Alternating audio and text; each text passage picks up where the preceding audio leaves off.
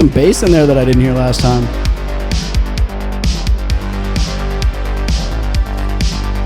Dude, this song gets me hyped. Yeah, the more I move my head, the faster it goes. Yeah. I can't drink while I'm moving my head this fast. I'm gonna hurt my teeth. Ooh. We never got this far last time. Oh! Little symbols? Little triangle? Dude, this is my favorite song right now.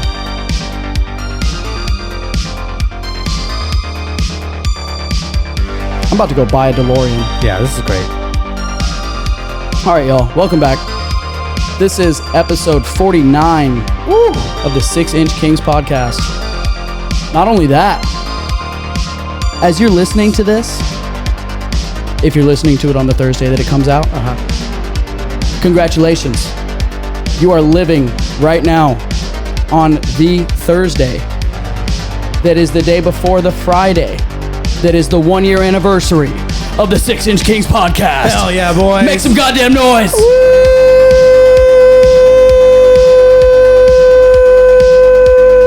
Oh, I scared April. Dude, that was impressive. Thanks, dude. I've been practicing that That was incredible. all week. My vocals, trained. Incredibly. Choo-choo. Incredibly incredible. Yeah, dude. I was a classical singer for 25 years. I believe it. Yeah. Trained to be a musician. I mean, your pipes sound like it.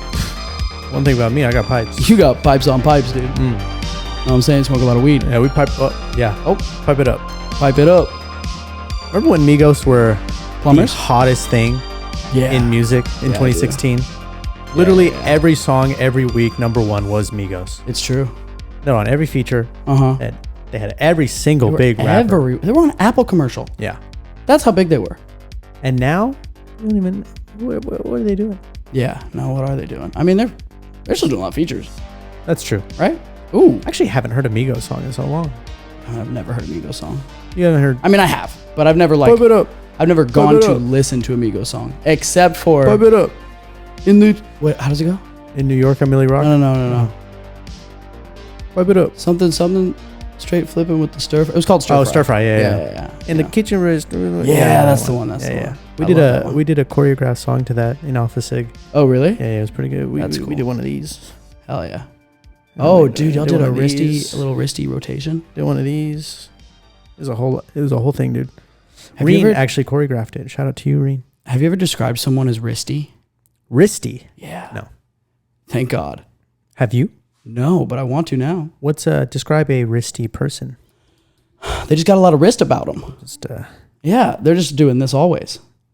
They got a lot. Are they doing a counter and? I think clockwise? so. I think they got a lot of wrist mobility. And I think they have a lot of wrists. Think they got a lot of fluid in there? They are not wrist adverse. You think they write really good in cursive? Probably not. Because every time they try to write, their wrist just gives out. You think they got bad penmanship then, right? Yeah.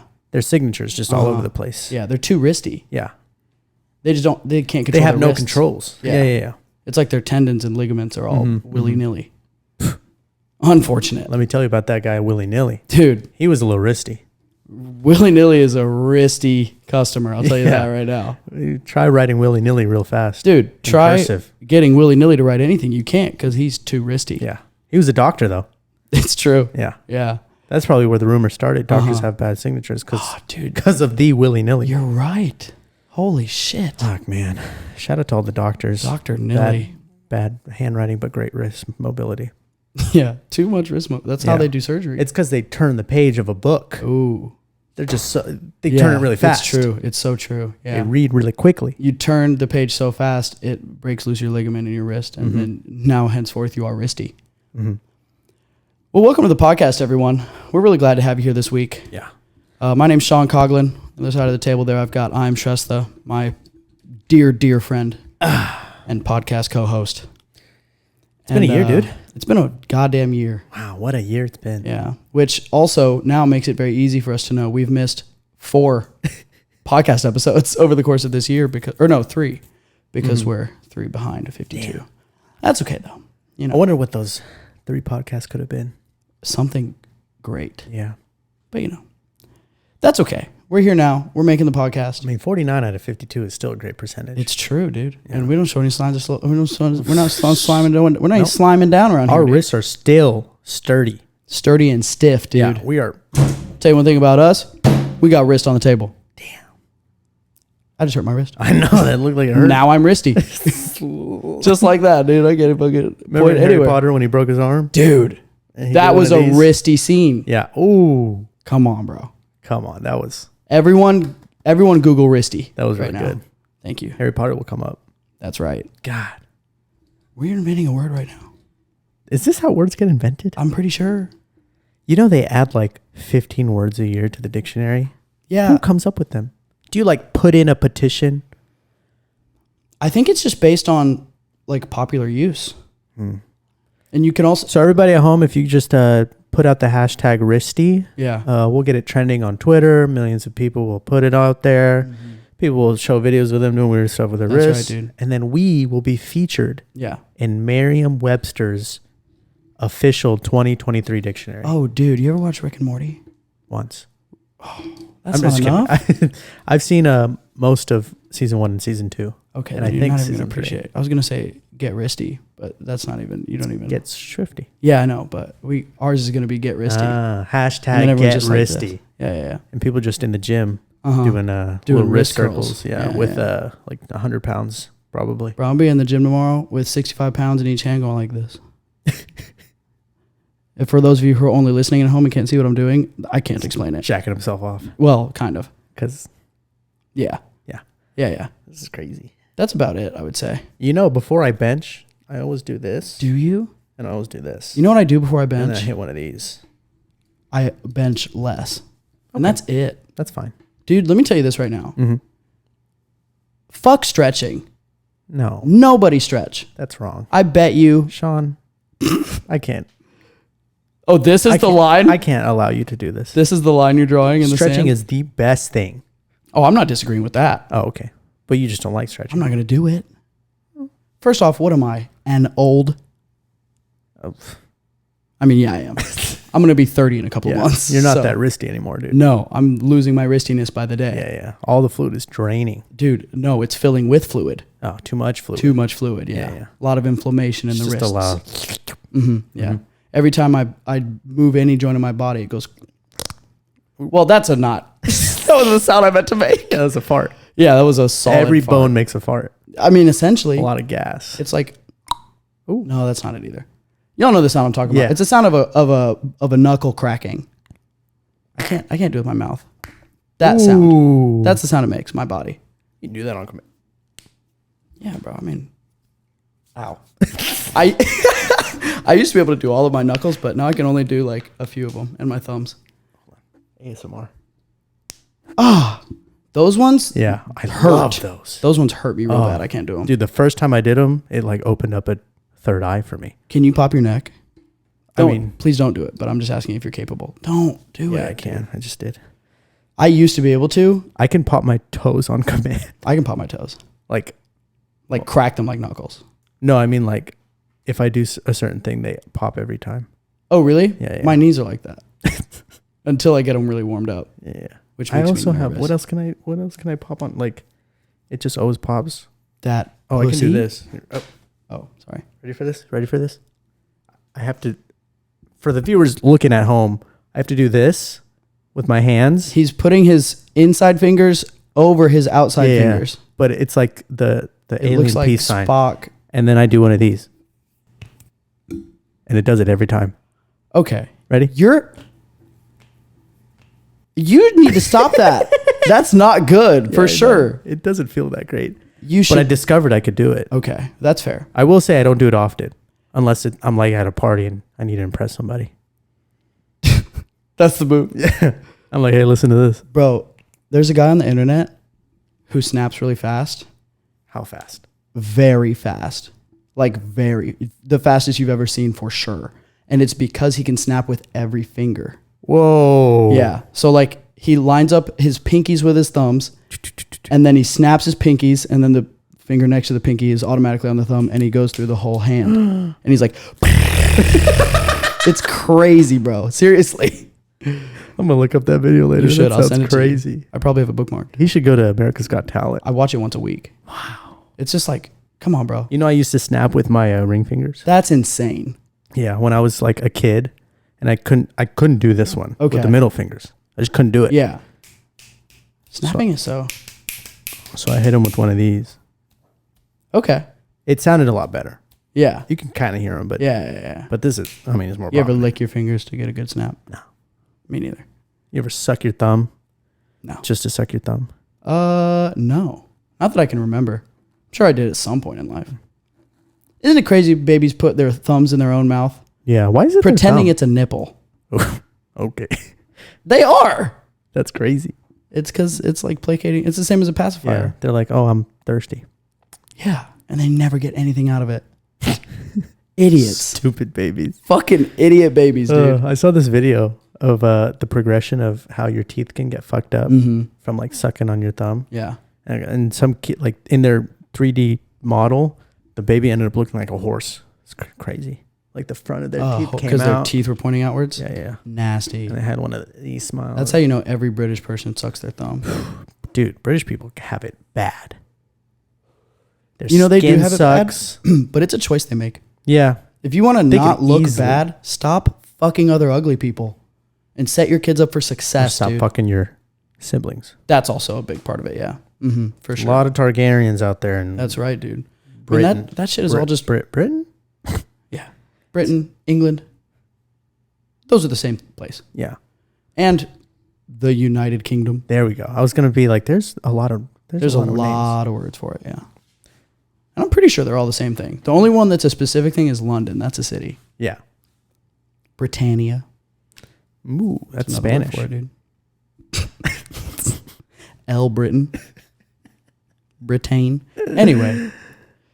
Well, what's up this week, dude? What are we here for? What are we doing about it? Dude, we're just here, you know? That is such a fucking profound statement you just made. We're just here. You're right. The other day, Fallon told me something that was going on with her table, and without even thinking about it, I was like, Fallon, it's okay. We're on a floating rock. And then she literally stopped and she was like, she started crying instantly. She's like, oh, you're right. Damn. And I was like, yeah, it's gonna be all right. Damn, bro.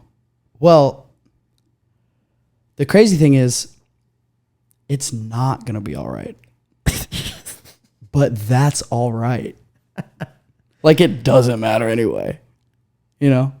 Eventually the earth is going to not be here. Oh, man, we're going into this. No, we're not getting it. Oh, God. It's just... We didn't get it all out, bro, dude. you're the one that said we're on a rock. I know we are on a rock. I'm just saying, you asked if I was okay, and I said, yeah, I'm okay. We're on a rock. Yeah, you're right. I shouldn't have taken it there. That's my bad. I'm going to edit it out. You're all good, dude. Everyone real quick, 30 seconds. No, we're fine. All right. Welcome back from the commercial break, to you guys. the show. We're happy to have you guys here today. The show about the floating rock. Welcome to our podcast, The Floating Rock Kings. Oh, we're glad to have you guys here today, bro. Dude, I want to host a talk show. I guess this is a late night talk show, like a Jimmy Fallon type, where you have bits. Daytime TV talk show, like The View. Yeah, ooh. Where we gotta have some cheese, man. We gotta gossip every 5 minutes. Or I guess it could be a late night talk show. I would love to be like a Craig Ferguson, bro. Ooh, Craig Ferguson was the GOAT. Every 5 to 10 minutes, you get to sit back down at your desk and you adjust your jacket. You pick up your little thing of index cards and you go. Mm-hmm. All right, welcome back to the show, everybody. Tonight I've got with me here Lexi Luxembourg from Stratford upon Avon. Uh-huh. Or whatever. You don't have to have that accent, but yeah, it sounds a lot better with the accent. Yeah, for sure. Yeah. Because we're racist. Oh, yeah. If we were to do morning talk show, we'd have to talk about people. That's fine. What if Sean? Uh-huh. For our 1 year episode, uh-huh, we just spilled everybody's secrets that we know. We just put it all out there and see what happens in the universe. We just rip every Band-Aid off of our whole bodies. All the secrets. But that'll be rough. Whistleblowing. It's going to be awkward going into work tomorrow. Nobody's going to like us. Yeah. Someone's going to probably tell us to stay home. Do you think if we told everybody's secrets and that we put everything out there, I mean, people will be upset. There would be a riot. Yeah. But don't you think they'd be relieved that they don't have to keep that secret anymore? In time, yes. Immediately, dude, no. For sure, no. Dude, when you think about it, our combined knowledge of secrets, we are the shadow brokers of Tinies. Yeah. We know everybody's shit. Dude, as a manager, especially I know you, yeah. every single thing happening in people's lives. You do also have a moral obligation to keep it to yourself, though. Yeah, that's true. But once I put in my 2 weeks, dude. It's going to be the tell-all podcast, dude. I'm whistleblowing, dude. Yeah. I didn't sign a contract. All right. I didn't sign an NDA. I'm spilling all this. What's the what's that show, or what's the bit that Jimmy Fallon does? Fill your guts or fill your mutts or spill your guts. I don't have any idea. Fuck, dude. I'm not a Jimmy Fallon guy because he's really bad. You think he's bad? He's the worst, and it's not even close. I mean, I think he's pretty good. You think that? I think young Jimmy Fallon was hilarious, and now I do. Well, I've never seen his young stuff. I'm just talking about his talk show. Oh, his late night show. I mean, he's a little over the top. It's bad. A little over the top. You know he's got great ideas. You know who the best late night He's talk very show charming host of all time is? Craig Ferguson. It's either it's tied. Oh, can I guess who you're gonna say? Yeah, Conan O'Brien. That's right. Fuck yeah, dude. Conan O'Brien, dude. Conan I O'Brien used to religiously watch him every night, bro. Is it because he looked like him? Yeah, probably. In hindsight, I really liked it. He used to do this thing where he'd walk out in the beginning and they're playing the music, and sometimes they played music for a long time, and then he does this thing where he pulls his jacket back and he pretends like he has strings on his hips, and he like pulls them each way, and then he cuts one of them. Dude, I was sold. Yeah. That man is hilarious. He has a podcast, and it's also hilarious. He's really tall and lanky. He's so tall. He's gonna die soon. Yeah. Bad genetics. And he's like Irish. So yeah. He's gonna have like Very liver pasty failure by the time he's 50. I'm sure he's got liver failure now. Probably. Raging alcoholic. You know how it goes. Yeah.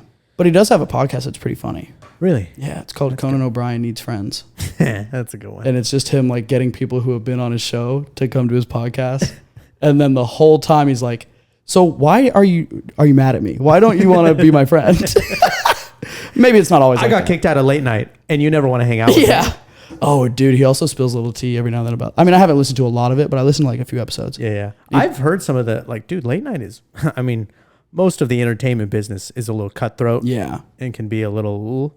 but the thing that happened to him with like CBS or NBC or one of those networks, and the reason he ultimately ended up at TBS, a cable provider, as opposed to like a nationally televised thing. Yeah. It's pretty crazy. I remember doing like a deep dive into it. Wasn't it ultimately because Jay Leno, right? Leno. Like retired and then was like, never mind. Yeah. And just literally yanked him out of that spot. And and he couldn't go back to where he was because someone had already replaced him. Mm-hmm. But Conan claims that it's because Jay Leno didn't like him and he was against the hire and blah, blah, blah. Dude, that makes a lot of sense. But it's all his opinion, I guess. Jay Leno is clearly a freaking stick in the mud. Yeah, Jay Leno, he was funny, but it seemed I did like Jay Leno's show as well. It seemed like he probably had no friends. Oh, for sure. Well, he seems so unlikable. The thing about that... He just looks so unlikable. The thing about that, I think... Looks terrible. The main thing... He looks a little rough now, but he's pretty old now. But he looked a lot better when he... He has chin. Such a crazy chin. And just a crazy look about him. Yeah. But the thing about Jay Leno, dude, that I think it's easy to not realize or not think about, because you look at all the late night talk show hosts and you just see them as all being like the same guys doing the same job, right? They have their own personalities, but they all do the same thing. And they do. However, Jay Leno is so incredibly rich and is by far the most successful late night show host there's ever been, as far as like finances go.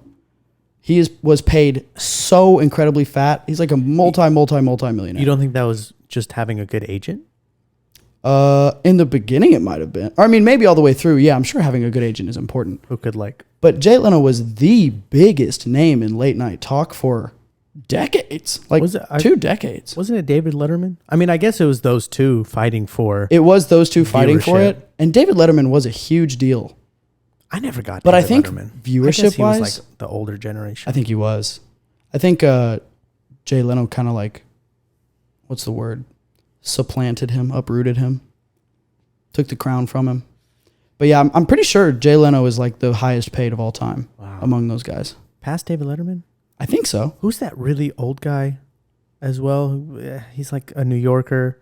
He's got crazy hair. He does like a talk show as well. Fuck. Old guy? Yeah, like super old. Stephen Colbert. Larry King. Larry King. Yes. That's... Was he late night? He wasn't late night. No, it's not late comedy. Night. His is more like a 60 Minutes kind of thing. Yeah. Like it's a legit interview show. Yeah. Which is interesting. I guess they're not in the same Never category. Watched it. But, I don't think it is. Also, I'm sure Larry King makes more. Well, I don't know. But yeah, I would feel safe assuming I think he makes Larry more than Jay. King is more known. I would say. I feel like so many Than Jay people Leno? know. Yeah. That's tough. They're both household names. That's tough to say. It probably really depends on the demographic. I also didn't watch Larry King because it wasn't like a comedy. I've never watched it. But I watched. I mean, I think he's more like controversial. I think he like interviews more serious things. Yeah, he's like asking hard questions sometimes. I've only seen one interview of his, and that was with Tyler the Creator, and that was just really funny. Yeah. But that was because Tyler the Creator's funny. Yeah. I've never watched any of his interviews, but I have seen one short clip of when Jenna Marbles was on his show. Ooh. Yeah. What's Jenna Marbles doing on there? I mean, post YouTube quitting or pre? No, pre for sure. Quite a ways before she quit YouTube. She was it's crazy to think now. I think especially a lot of people now, like Gen Z people, don't even really know. I mean, they know of her, like they know who she is, but I don't think they know that Jenna Marbles was like the biggest name on YouTube for years. You think so? Yeah. She was like 2010 era, right? Yeah. Who was her competition? That's a good question, and I don't really know. I don't know either. Because when she was huge on YouTube, I did not pay any attention to her or that type of content. And I still don't. I had a window of time where I watched literally every Jenna Marbles video, but not her old stuff, her stuff that she was putting out at that time, which I'm talking about like 2018, 2019. Because the stuff she was putting out then was a little more like way less try-hardy and way more just like watch me do this goofy shit with my boyfriend and my dogs. It was almost like a vlog type. 100% a vlog type thing, yeah. Or it'd be like, watch me make this, I'm going to DIY a Halloween costume where I'm going to be a toothbrush for Halloween. And I have watched that video 10 times. Yeah. I struck into Jenna Marbles through watching like the Vlog Squad, like David Dobrik. Yeah. But I was watching David Dobrik like, I guess a year into him doing his like daily vlogs. And then she was like featured in some of them. And I was like, oh, okay.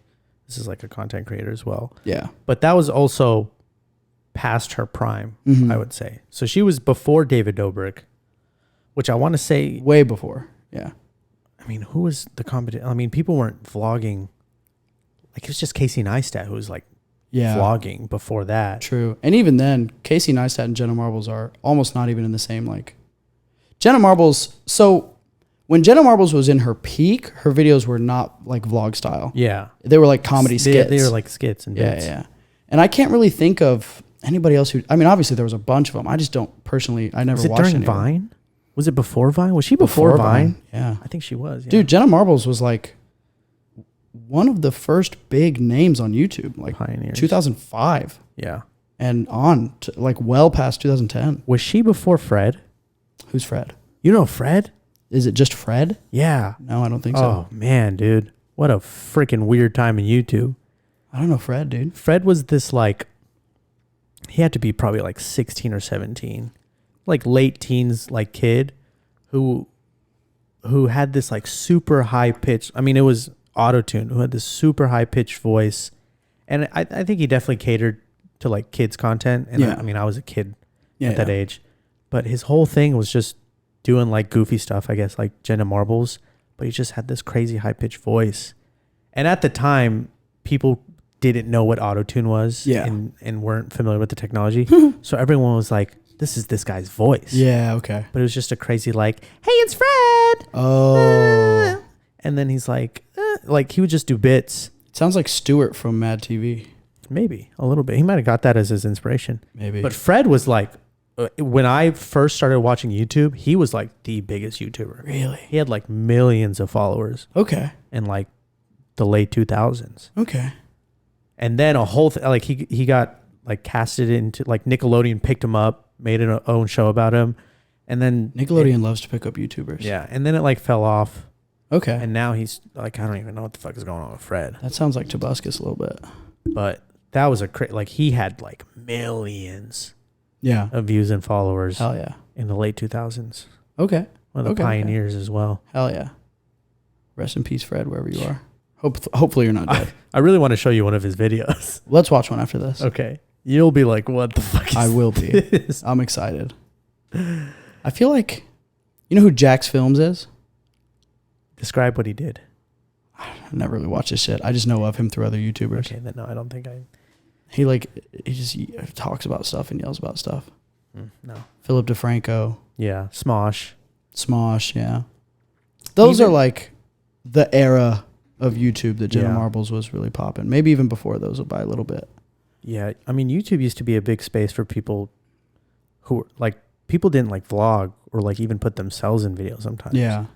Like the late 2000s and early 2010s were like montage videos, just random people doing randoms, like catching random things on camera. Yeah. It was way less produced. Yeah. I mean, there was produced content for sure, but it was a lot of just like goofy shit. Yeah. You know? Even, I know you didn't watch them, but you've seen that I watched them, but the Sidemen, each member of the Sidemen started YouTube individually. Yeah. In like 2007, 2008. Yeah. Some of them started as like, I didn't know they'd been around that long. Some of them started as like gaming. So like 2 of the members were notorious for doing like Modern Warfare 2, like montages and edits and things like that. Not even their own, like they would take other creator stuff and edit it for them and post it. The biggest one, KSI, who is like, KSI is probably the most famous person in England. Like his level. Think so? 100%. His level of popularity is crazy. He's probably the most known person in England.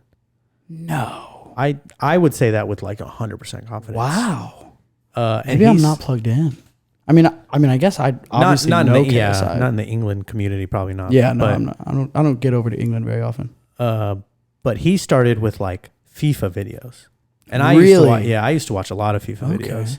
And then he maneuvered into like, he was actually one of the first people to do like public interviews where he would like interview people on the streets, and just do like crazy wacky shit. Interesting. And then he started going into like comedy skits, and then the Sidemen all came together and became a group. So you don't think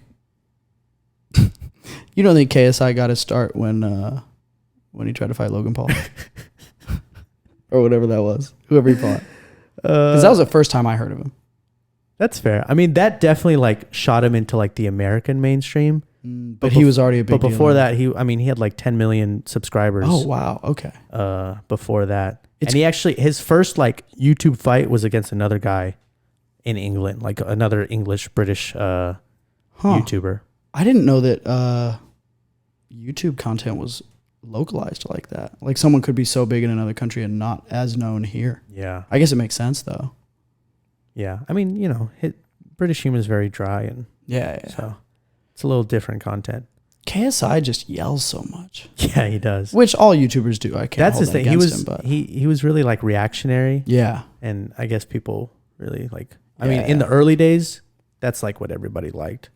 Do you think that a portion of KSI's following? First off, what does KSI stand for?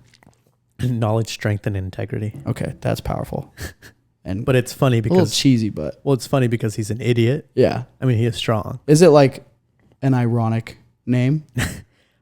I guess so. Okay. I don't know. Okay. Do you think there's a portion of his like viewership, his viewer base that is watching him out of like spite because they don't like him? I don't know. I don't think so. I mean, does he have like a lot of haters? Not as much as he has lovers. Okay. And admirers. Okay. I mean, I'd say it's a small portion of haters. Okay. He hasn't done anything necessarily like controversial. Yeah, true. He's never been seen in a bad light. Do you ever find yourself watching a video that KSI is in and being annoyed with him? His older videos, yeah. Okay. Interesting. His older videos. All right. I guess I'm just being a hater then. Yeah, but you could say that about. Yeah, for sure. Mean, like Logan Paul, Jake Paul. Anybody's old videos. I don't even like Jenna Marbles' old videos. Yeah. They're cringy. I mean, everything past a certain age gets a little cringy. That was just the culture back then. Nobody was doing it, and you're like, oh, God. Yeah. We're really cringing at ourselves. Yeah. In the past. Yeah. You look at people's vines. Oh, yeah. And you're like, oh, God. Yeah. People thought this was funny. It's really crazy. Yeah. It is so crazy how far we've come in such a short amount of time. And like, you really don't even have to look back that far. I mean, I look back at shit like a year or two ago, and I'm like, ugh, I can't believe I liked this. Dude, there was a time, I think I was telling you recently that I had like a 1 week window where I was really into Logan Paul and his videos. And like literally the next week, I was like, what the fuck was I thinking, dude? This is stupid. Yeah. Who was I really into? I mean, I kind of cringed at like my fandom of David Dobrik sometimes. Like I used to watch every single one of his vlogs when I found out about him. David Dobrik is another one that I just don't understand the draw. But I still enjoy his content. Like he makes content. But it is definitely like staged. Yeah. Like it's not like natural content. Yeah, He just catches the moment. But I also think it's still entertaining. It's still entertainment for sure. You know? I don't personally like that kind of stuff. I mean, obviously, like the vlog format has become so big. It's so prevalent now. Well, he was so good because every single one of his vlogs were only 4 minutes and 20 seconds. Every single one of his vlogs. So they weren't like, notoriously, every vlog that someone did was like 16 minutes or 15. Yeah. And that's just a lot of content to take in. Yeah. And in those moments, there's a lot of boring shit happening. Yeah, of course. But he was notorious for like picking out. He's really cutting it down. Yeah. And his edits are really good. And the way that he like moves along, lays them out, is cool. So I think that was his big draw. And it's so easy to take in. Yeah. It's so bite-sized. It's always interesting to me to hear people say how much they prefer shorter form content, which is obviously, I mean, the way the world is moving. Look at like TikTok and stuff. But I have always been like, if someone that I really like is making content, they're like, as long as I can, or as much of it as I can possibly get, dude. If I could get Casey Neistat to make 3-hour vlogs, I would watch them. Yeah. You know? But it's just not, for some reason, most people, I guess, don't feel that way. Or a lot of people don't feel that way. I also think like, if you are going to do like longer content, then you should space it out so you have more content. That's true. Like if you're going to make a 20-minute video, you should do one video a week as opposed to like 3 20-minute videos throughout the week. Because it's like, that's just a lot of content to intake. Well, it is a lot of content to intake, but I think like on the principle of it, I don't like the idea of limiting yourself with how much you put out. And I always default back to Joe Rogan and his podcast. He puts out a 3-hour podcast like every day. Yeah. Literally. That's insane.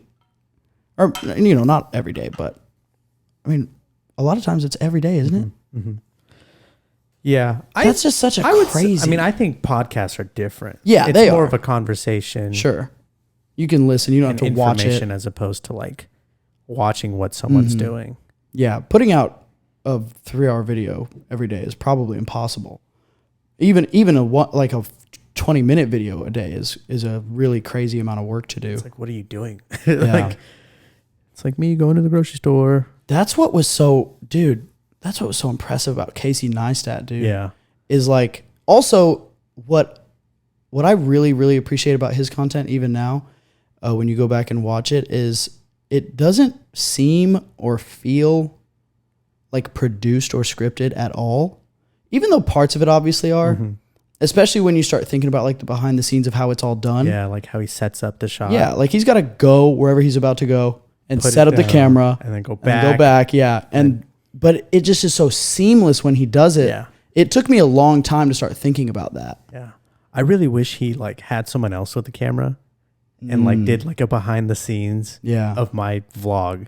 That would be That'd great. Be crazy. I wonder if he ever would. Such a cool insight into like his like mythology. Yeah. And how he does things. He gave a masterclass. Yeah. I almost bought it, honestly, just to like see it. But wasn't it a lot of money? Yeah, I feel some type of way about masterclass. Yeah. There's a lot of pushback on a lot of content creators who have created that. Did you see Ninja did a masterclass on like how to stream? And it's like, or how to be like a big streamer. Yeah. And it's like,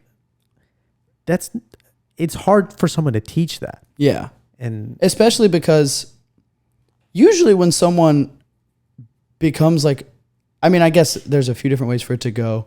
You either, I guess the most common way for people to become a big streamer is you just very, very slowly build a following. And that's not like a skill or any specific thing you're doing. I'm sure there are things you do in general to like really try to pull in more viewers, but yeah, especially the consistency is really it. Yeah, consistency is it, and accessibility, and like having some kind of wit about you when it comes to like marketing and engaging. But I definitely would resent it if Ninja tried to tell me a class on that, because he's famous because Drake played Fortnite with him. Yeah. Or maybe Drake played Fortnite with him because he was famous. Yeah, already, I think when he was playing with Drake, he was already really gaining popularity. Yeah. First I heard of him, I think he just got caught up in the perfect storm of like he was in Fortnite early. Yeah. And Fortnite was the biggest game in the world. And yeah, and he was pretty good at it. Yeah. And that was it. And he is really good. Yeah. But there has also, I don't know, I've always had a bad taste in my mouth about Ninja. Because of that, and it's a sellout. And I really resented the idea that, like, he played Fortnite with Drake, and that's cool, whatever. I mean, I don't care about Drake outside of his music, but you know, that's neither here nor there. But then once that happened, it was just this moment of like two worlds that I belong to colliding, like the world of internet nerd shit that I am such a big part of, and the world of like pop culture and casual pop culture scrubs who I like don't want in video game lobbies with me. And they were. And it was like you were seeing memes about Fortnite posted by people who don't play video games. Yeah. And like now they're playing Fortnite. People were building PCs to play Fortnite, and they like, or just buying PCs to play Fortnite. And in truth, it's just me like gatekeeping. Yeah. Because I am like, oh, this is my thing. I don't want you guys to do this. Yeah, you guys are only doing this because Drake did it. Yeah. As opposed to like actually liking video games. Yeah, which is definitely a big part of it. But obviously that doesn't justify the attitude of being like they can't do it because they're not quote unquote real video gamers or whatever. But I definitely felt that way. And I definitely like attached some of that resentment to Ninja and really never gave him a chance. Yeah, that's fair. To be fair, Ninja hasn't portrayed himself in the best light for sure. Since he's gained so much fame, he's also had a few really weird interactions with other online personalities. Yeah, that makes it seem like he's kind of a dictator. Yeah, that's the thing. Like he got really big, and he like made it known that he was really big, and he got kind of like cocky. He like puts his dick on the table. Yeah, it's like, oh, you're getting to play with Ninja. Yeah, type of thing. Or like, don't say anything that Ninja wouldn't like, because then you're not going to get to play with him anymore, and that's essentially like getting fired. Yeah. It's like I mean, I'm sure he's not the only one that's like that. I'm sure many streamers are like that. The authenticity of Ninja disappeared when he gained his fame. Like he became like, I'm not saying this is a bad thing, but he started doing like family friendly stuff. Yeah. He really like catered himself towards like kids. Yeah. Which was not how he like got fame. Of course. You know, people liked him because he was shit talking. He was a little arrogant. Yeah. And he could get real excited. And now he was just being like, oh, you got to keep it cool for the kid. And it's like, I mean, yeah, like that's a good role model, I guess, but that's not why you're here. Yeah. And then it also is a little upsetting, or at least disappointing, because on the face of it, you can be like, oh, he's trying to keep it cool because a lot of kids watch his videos, whatever. That's cool, I get. Like, in theory, that's fine. But that's not, he's not like doing that because he like cares about what kids see. Yeah, it hurts his pockets. He's doing it because he has sponsors who are like, it has to be suitable for kids or we're not going to sponsor you. Yeah. And that is a concept that I know that if somehow this podcast became popular and some company came and offered us like a $100,000 deal for a 1-year sponsorship or even more. I mean, you know, the sponsorships at Ninja's Pulling are probably in the millions. And they were like, but no bad words and no more talking about wieners or anything crazy like that. I'm probably going to do it. Like, I don't see me saying no to $100,000. That's fair. Even though, like, I do super resent the idea of being censored and being a sellout. Yeah, same deal. I think it's just the picture perfect definition of sellout. Yeah, I agree. Like, you throw money at someone and they do exactly what people want. You're really selling out your viewer base too. Yeah, because they're the ones that made. They come to you for that content that you were making, and you're not making it for them anymore because somebody's paying you to make something different. I don't think it makes someone a bad person. No, I don't think he's a bad person at all. I think he's probably a little bit of a bad person, but not for being a sellout. You think he's a bad person? I mean, I just get the vibe with like the way he interacts with other people sometimes. You know? I don't know. I think I could be wrong though. I think with all the fame, he's probably developed some sort of like short temper because he's just like annoyed.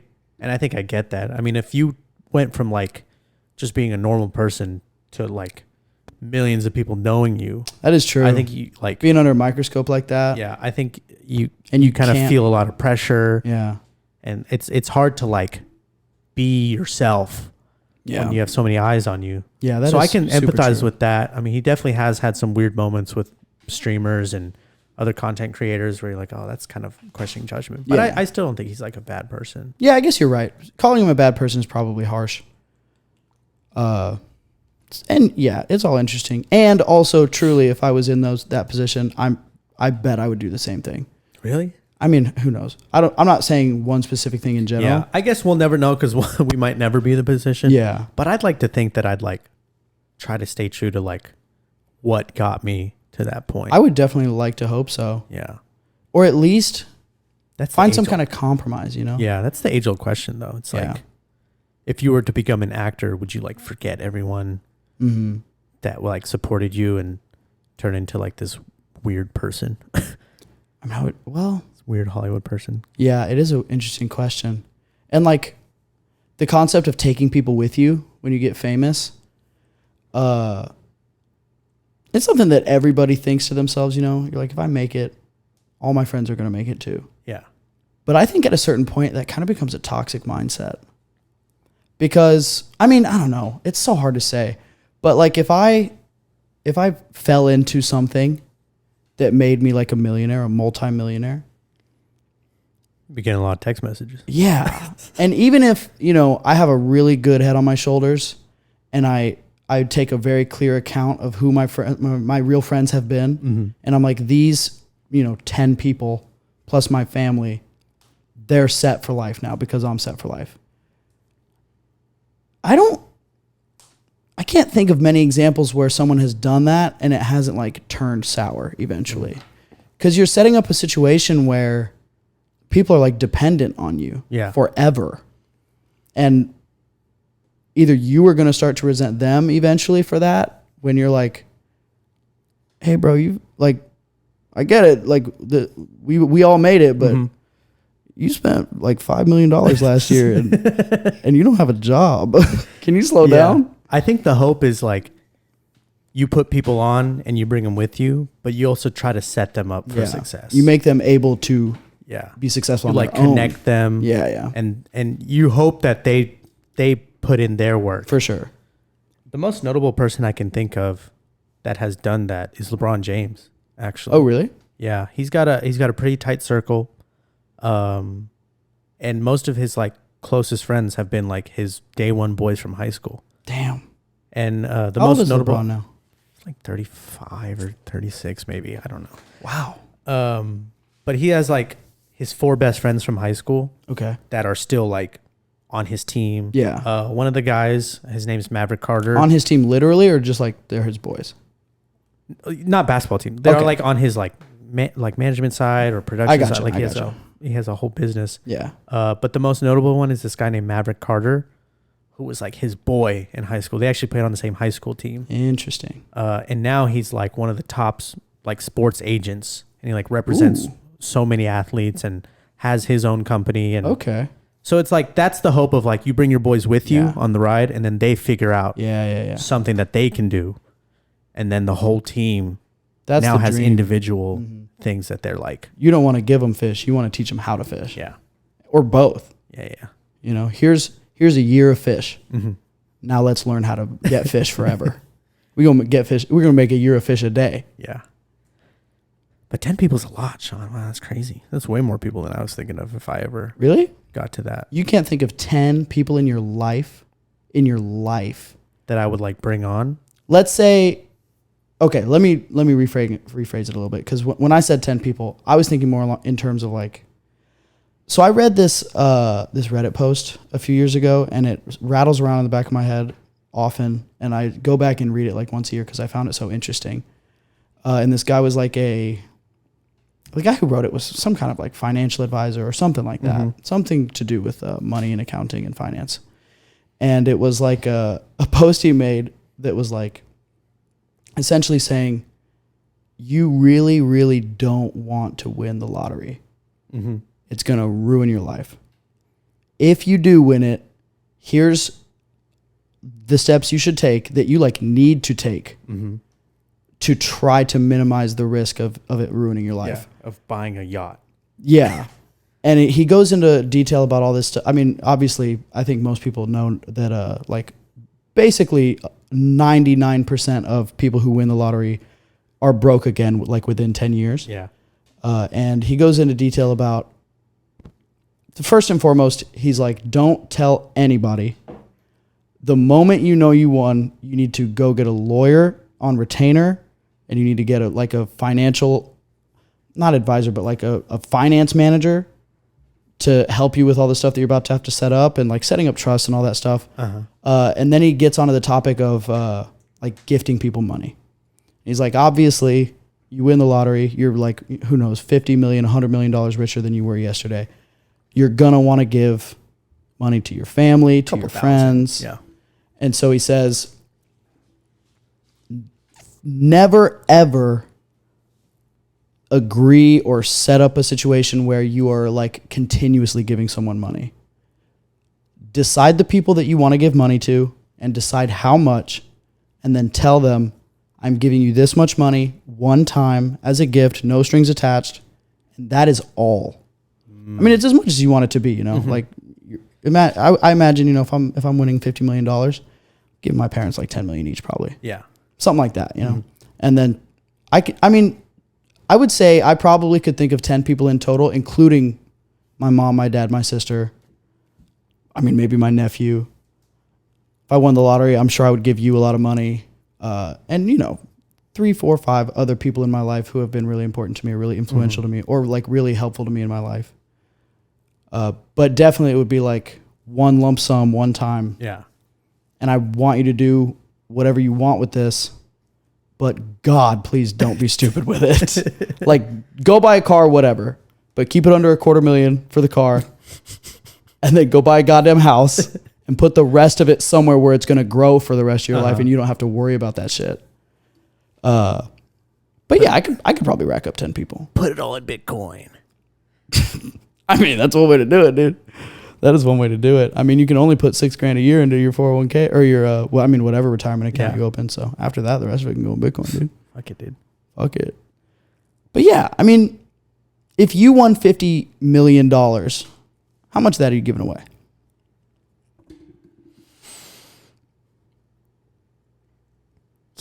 Yeah. I mean, I'm giving away a lot, honestly. Yeah. Probably like half of it. Yeah. I'd probably go away half of it. I think so. And I also think 50 million is crazy. 50 million it's like, it's literally like an ethereal amount of money. Like you can't even fathom. Do you know something even crazier? I know you don't keep up with sports, but have you heard of like the egregious NBA contracts? Yeah.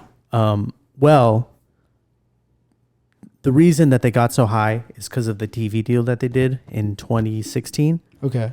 And now that TV deal ends, I believe, in 2025. Mm-hmm. And the new contract that's already being set up is even higher. So they're talking about like the max contract that like the highest paid players can make can go up to like $75 million a year. Holy God. These basketball players are making so much money. That is so per insane. year. The highest paid basketball player right now is Steph Curry, and I think he's making like $54 million a year. Wow. That's so just on his NBA contract. He has a contract a year. Yeah. He has a First off, that's almost $1 million a week. Yeah. Jesus. He does live in California, so it's heavily taxed. But well, no, it's more than what am I saying? It's more than $1 million a week. It is more, yeah. But he also, on top of that, has like a lifetime Under Armour contract, and he's probably the highest paid Under Armour athlete because who fucking signs for Under Armour? Yeah. And what athlete in the world is like bigger and more well known than Steph Curry, other than like maybe LeBron James? Yeah. Well, LeBron James is actually a billionaire. Like he's accrued net worth of $1 billion. I mean, no doubt, but he doesn't get paid billions. I mean, he may have been paid over $1 billion like cumulative in his career. I think so. With his like Nike contract and his NBA contract and all his other stuff. But even if probably he wasn't accumulated. Yeah. I'm sure billion. I mean, it sounds like he's really good with money too. Yeah. Or at least has surrounded himself with people that make him very good with money. He also started his own production company. Producing what? Like movies. Oh, really? Yeah. That's cool. He has his own show. It's like called a Barbershop Talk. Dude, I know you haven't seen LeBron in a while because he's been busy, but since you know him, do you think he's a good person? Yes. Yeah? Yeah. He's always had such a good head on his shoulder. Really? He married his high school sweetheart. Ooh. Has like 4 kids with her. Okay. He's probably he's got the best head on his shoulders. How old was LeBron when he made it? 14. Fuck. That's so crazy. Yeah.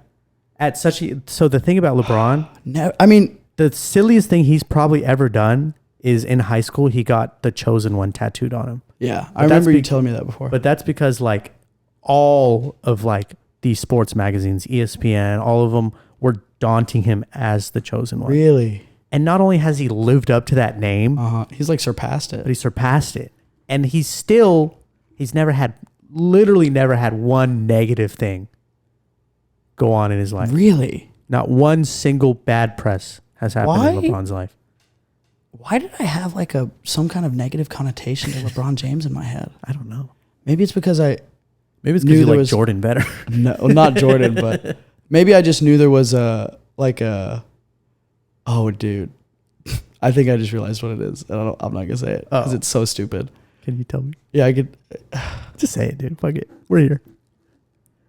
Well, okay. I think a big part of it is just that obviously when Kobe was around, they had a big like rivalry, right? Or just always being compared to each other. Yeah. I don't know if you would even call it a rivalry, like among the two of them. Yeah, they actually never even really like played against each other that often. But they were compared like constantly. That was the comparison. Mm-hmm. And I just looked at them both and I was like, Kobe looks way nicer. LeBron looks intimidating. Yeah. Well, Kobe's had a couple defamation of characters on his resume. Really? Yeah. What do you do? He's cheated on his wife. Oh, that's fine. I mean, it's not fine, but I'm not. But like that's like a knock on him. Sure. You know? Yeah. In terms of his character. That's true. But LeBron has never had anything close. Yeah. Okay. Married his high school sweetheart. Does that mean he is actually that good, or does that mean he has a better PR team? Maybe. I mean, who knows? Yeah. Anyway, the point is, I was just wondering about somewhat like, since you actually keep up with the like, what's the term? Fuck, I can't think of it. Something with culture in it, but like pop culture? No. It was like like the cult of personality of LeBron. Mm-hmm. I was wondering what like people who actually pay attention think of him, because I don't have any kind of informed opinion on it. Yeah, you know, he's one of the best dudes. Really interesting. Yeah. Is basketball the most like not famous, but like the most widely observed sport in the world? No, it's football. Like American football? Oh, well, in the world, soccer. it's not even close. Let me. But in America, it's football. Football. Yeah. Let me rephrase the question. Is LeBron the most known athlete in the world? Yeah. Interesting. Yeah. Him or Ronaldo? That's an interesting comparison because Americans probably. I mean, I think Ronaldo's so well known that he's known in America. Yeah, he's definitely known. Or like I was going to say, most Americans don't know who he is, but even Americans who have never watched soccer have heard the name. Yeah, I think Ronaldo actually has one of the highest like Instagram followers. I mean, that's not surprising. I would imagine he's like second or third to like Kim Kardashian and all them in countries that actually are cultured and follow soccer. He's a god. Yeah, a literal god. But is he better than Messi? No. Thank you. He's just super attractive. Oh, that's a big part of it, huh? He's just extremely sexy. Yeah, he is. He's got his own underwear line. You know what Messi looks like? A rat. Kind of. He looks like the first guy that played the Hulk. Not the first, but like the first like that we know of. What's his name? Not Ed Norton. Oh. Before him, even there was another. There was movie. another Hulk. I don't even. It was only like a few years before, and technically those movies are like the Ed Norton movie is a sequel to. Oh, really? Or it's like a soft reboot, I think. I've never even seen that one. Then. Yeah, it's pretty. I mean, it's not terrible. It's just called The Incredible Hulk, but it's I think it's directed by Ang Lee. What the fuck? This is literally the first I'm hearing of it. Really? Yeah. You've probably seen clips of it because the Hulk from that movie and the Hulk from Edward Norton's Hulk are very, very similar. So if you're not seeing a clip where he's Bruce Banner and then he transforms, you really it's hard to tell which one it is. But yeah, it was really not bad. Okay, interesting. Mm-hmm. Edward Norton's was also great though. I mean, Edward Norton in general, I really like. Yeah, I actually liked his movie. I was a big fan. I did too. Mm-hmm. But yeah, so I think like Ronaldo and LeBron are probably the two most well-known athletes. Okay. But I mean, Messi's the best soccer player. Interesting. So I think so too because I watched the highlight reel on YouTube one time. Crazy. After I showed you. Yeah. I remember. Yeah. And I was like, dude, I don't even know how soccer works. Actually, you know? Yeah, no one knows how soccer works until they try to play soccer. Yeah. And I was still impressed. Yeah. Like it's obviously impressive to watch, you know? You don't have to know what's happening to see that it's impressive. It's kind of like watching professional Valorant players. Yeah. Even if you don't have a firm grasp on the game, you can tell when you're watching the best person in the world at something, you know? And it's always fun to watch. Yeah, it is. Sometimes it's even more fun to watch when you don't know exactly what's going on. That's how I try to explain. I mean, my parents asked me this too, but even people who are like, why do you watch like people playing video games? It's like watching sports. Yeah, it is. Like, why do people watch sports? It's exactly like watching sports. It's the top people doing something entertaining. Same with why we watch F1. Yeah. It's like these people are the best in the world at doing this. And we can't even imagine what it's like to do it. And they put on a show. Like, it's entertaining. Yeah, for sure. Someone being really good at something is entertaining. It doesn't matter what it is. 100%. The best pianist in the world. The best. I fucking remember Domino's commercial where that guy was like the best pizza boxer. He was like boxing pizzas super, super fast. For real? And they're like timing how many he could do within like a 10-minute span. He hit like the hundreds. He's just going crazy. And I remember watching that and I was like, this is crazy. That's wild. Crazy. I've missed this. I'm going to show you the video. Yeah, this man was boxing pizzas like it was nothing. Power to him, dude. More crazy. power to him. What an incredible feat.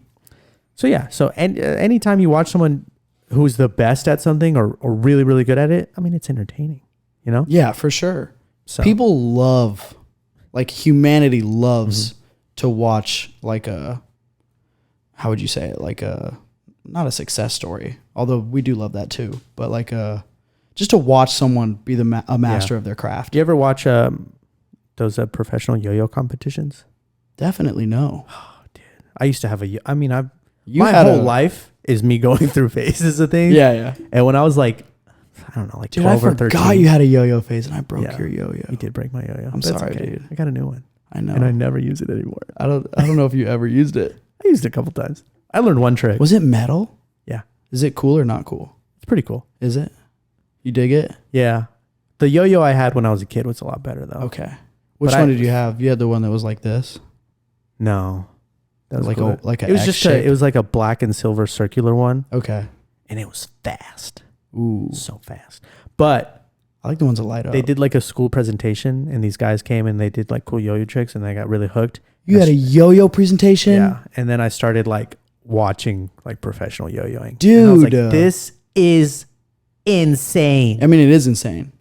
It's very entertaining. Brother, you know what I had in my elementary school? They had some guys. Mm-hmm. They're like, all right, everyone, come on. Everyone get in line. We're going to go out to the like playground, but it's not recess. We're going to go watch a presentation. And I was like, what? Okay. We go out there and it's there's the Navy. Sorry. No. In elementary school. No, we get out there and there's ramps set up. And there's guys on bicycles. And they're out there doing tricks and flips, dude. These guys are doing flips. That's really cool. Like the Vine. Or like the TikTok. Yeah, that guy in the scooter. The fat guy in the scooter. Yeah. Bro, it was it literally, they were doing fucking flips, dude. They're doing flips. And that's when you bought your first bike. Yeah. I mean, I already had a bike. I've had a bike since before I can remember. Thank God. It's probably the thing I owe my parents the most for in my entire life is all the bikes they got me. But yeah, that could very well have been the moment that I became a bike boy. Yeah. Although I've never had a BMX bike and they weren't BMX bikes. So who knows? That's fair. That's insane. But yeah, we had that. Excuse me. God. Sorry, everyone. We had that. And then we also had, dude, we had a comedian. A comedian? Come and we watched him do his whole bit in like the cafeteria, which. How old were you? I mean, elementary school. Wow. So. The kids laughing? Oh, yeah. I mean, this was like. So the thing is, who's the comedian that like does puppets? Jeff Dunham. It seriously might have been Jeff Dunham. Really? I think it might have been. Because I really want to say I remember. Was a crabby old. Was one of them like a crabby old guy? I want to say it was like the crabby old guy and the jalapeno on a stick. Yeah. Jose Jalapeno. Yeah. But that. On a stick. I might just be like falsely creating that memory. Maybe you're mixing two memories. Oh, I am mixing two memories. The guy that came to the school had a monkey. Oh. It was like a monkey puppet.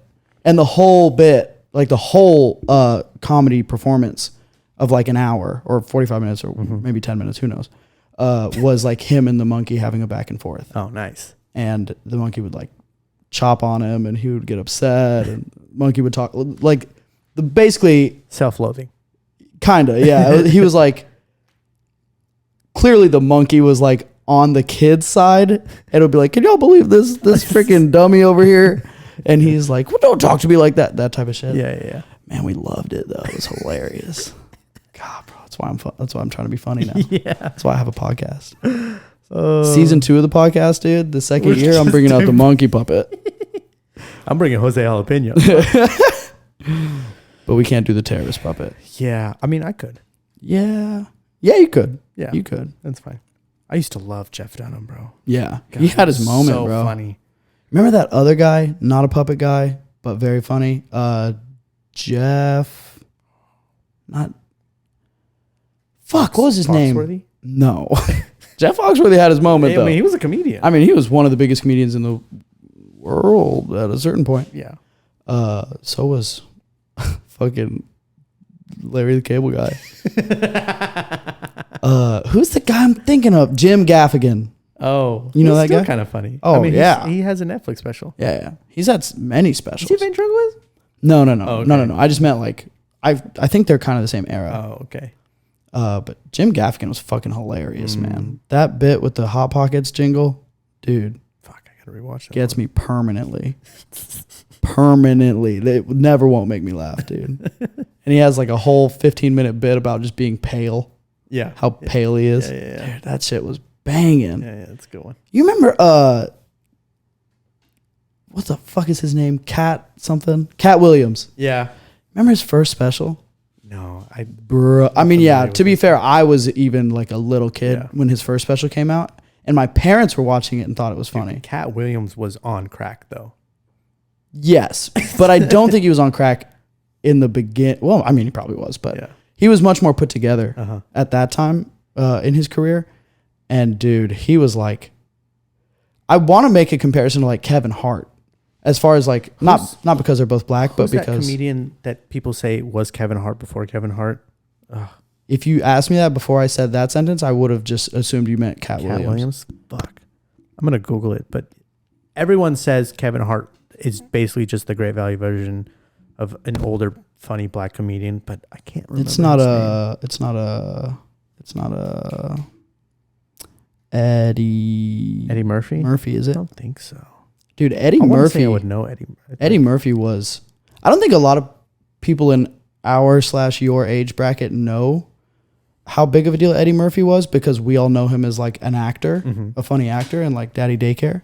But Eddie Murphy was like the face of stand-up comedy for a while when he did his like special with the red leather jacket. Dude, he was like hard pushing boundaries and saying crazy shit, dude. Like Elvis almost. Really? Like Elvis getting arrested for dancing in a provocative way. That's like what Eddie Murphy was doing with comedy. Back in like the 90s. Yeah. Even the 80s. 80s, right? yeah. Yeah. And then, I mean, Richard Pryor before him. And Richard Pryor. Oh, okay. Richard Pryor. Yeah. Richard Pryor like defined stand-up comedy. I was going to say, people say like Kevin Hart is just a knockout version of Richard Pryor. I gotcha. I could see that. Every good comedian is borrowing something from Richard Pryor. Yeah. Richard Pryor really rewrote the book on stand-up comedy. I mean, Eddie Murphy Eddie Murphy was probably the next big. I don't know why. It kind of seems like most of the great comedians have been black guys, actually, or at least most of the big iconic ones that people remember really well. There's some because they were black and people weren't. They probably got pushback from that, so they had to break that sort of boundary. Yeah, it also is like so much of what makes good comedy is like pushing boundaries and making people question what's cool. And I think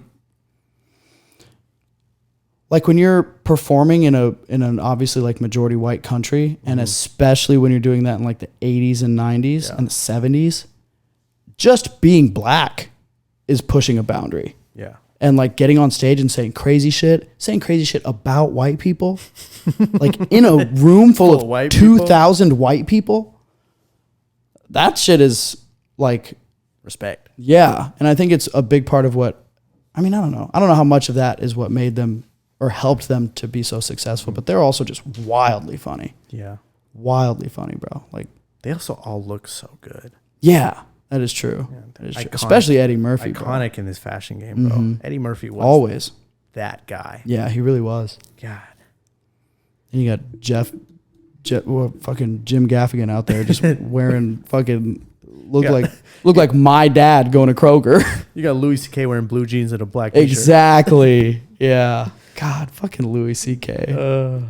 He's making a comeback. I know he is. I've seen him on a lot of podcasts lately. He's making a comeback. I think he's probably marketing some sort of special. He's got to have a special. Yeah. So. He did do a special after he got canceled that he like self-published. I'm excited for it. I always liked Louis C.K. Dude, before all that shit with him, he was one of my and favorite his sexual comedians. Misconduct, I thought he was the funniest comedian in modern time. So funny. And I still think his first two specials are like up there. Yeah, I still go back and I watch them, and I'm like, man, so funny, man. This guy's a comedic. So he really is, bro. His whole bit about like airplanes and people being upset about having to like wait to board the plane. You're flying in the air. Yeah. Or like, bro, his bit about people being mad because their cell phone won't load fast enough when they're trying to Google something. And he's like, well, the thing is it has to go to space. Can you give it a second to go to space and back? Can you give it a second? Oh, dude, what an iconic joke. So good. He's fucking hilarious, man. Oh, dude.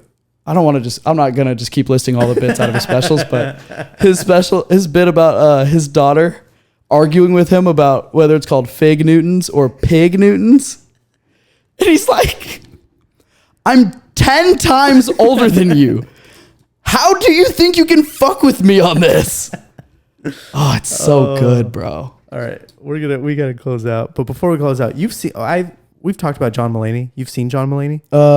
I'm aware of him. But I've never watched the whole special. No. I think way early in our friendship, I told you to watch him. I really think you would love John Mulaney. His first special on Netflix, I have actually. Now that I'm thinking about it, I have watched like a good bit of one of his specials, but I don't think I've ever gotten all the way through one. His first special they had on Netflix is honestly one of, I think, the funniest specials that I've ever seen. Really? So you should take the time and really watch it. I think it's hilarious. Dude, have we ever talked about Bo Burnham's Inside special on this podcast? We watched it together.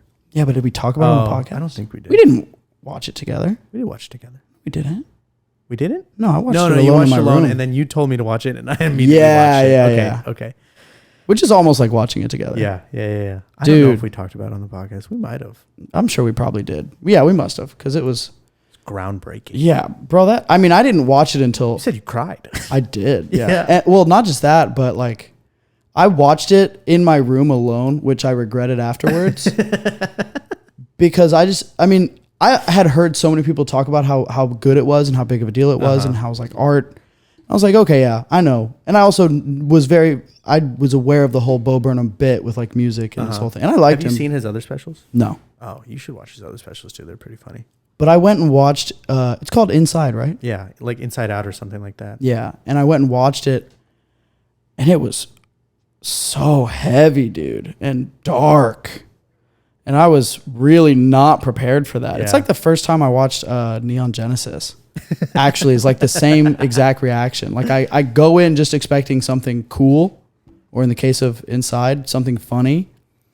And then I come out and I change your perspective on life. Yeah, like I finished it and I was like, okay, I have to leave the house. Like I have to go do something because I just feel really down right now. Yeah. And I went to the gym, and I just remember being at the gym being like, life is meaningless, dude. Like I was so sad. I was so sad, bro.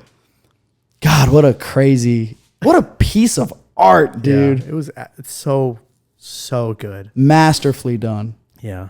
Anybody who hasn't watched that special, dude, go watch it. Yeah. And it is going to bum you out, but man, it's worth it. You need it. Yeah, I would argue that everybody needs to watch it. It's a really, I don't know, man. It's like a really good window into seeing how low a person can get. Especially like an entertainer. Yeah. Mm-hmm. While like working on things that are like not sad. Yeah. You know, like it's a comedy special. Mm-hmm.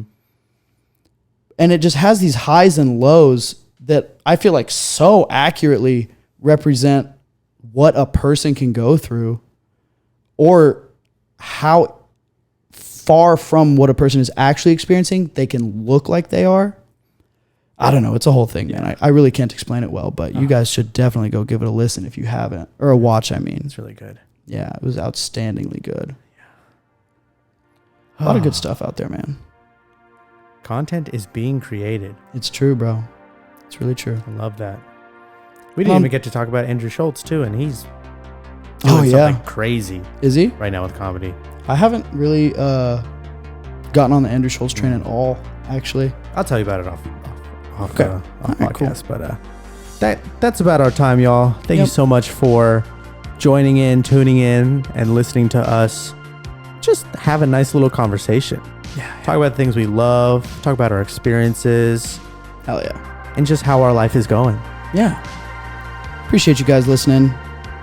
If you feel like it, swing back around next week and catch us on the next episode. I don't know how much longer we're going to do the podcast now that we've hit a year, but I hope it's a really, really long time. Oh, yeah. And on that note, we'll see you guys next week. Peace.